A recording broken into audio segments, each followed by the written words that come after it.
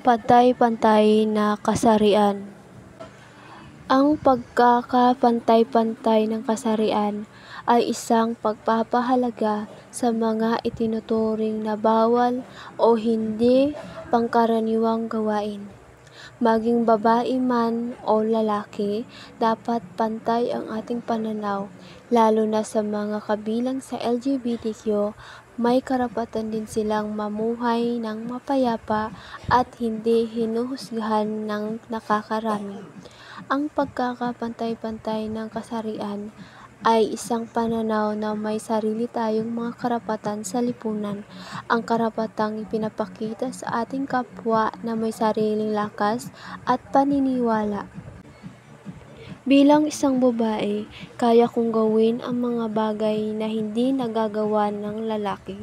Kayang ipakita natin ang mga hindi ganong kakayahan na kaya nating makipagsabayan sa larangan na alam natin. May mga bagay din na nagagawa ng lalaki na kaya rin nating gawin. Kaya naman, dapat tayong lahat ay magkaroon ng pantay-pantay na paggalang sa mundong ito, lalo na sa ating sarili at sa mga taong nasa paligid natin.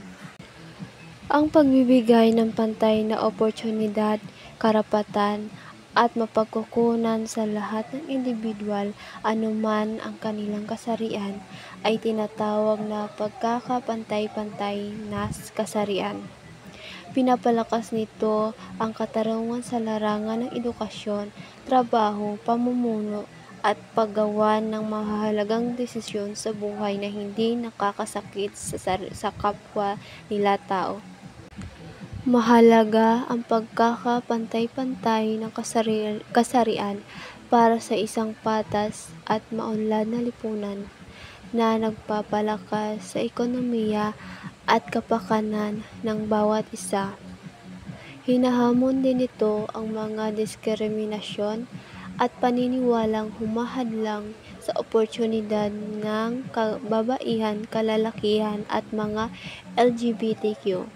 Upang matiyak nito, ang kinakailangan ang mga legal na proteksyon, pagbabago sa mga patakaran at pagbabago sa kultura at mga nakasanayang gawi upang makabuo ng mas inklusibong espasyo. Kapag ang lahat ay tinatrato ng may dignidad at respeto, nakikinabang tayong lahat bilang isang lipunan. Sa ganitong paraan, maaari tayong bumuo ng mas balanseng malikhain at maunlad na hinaharap ng sama-sama na walang inaapakang kasarian.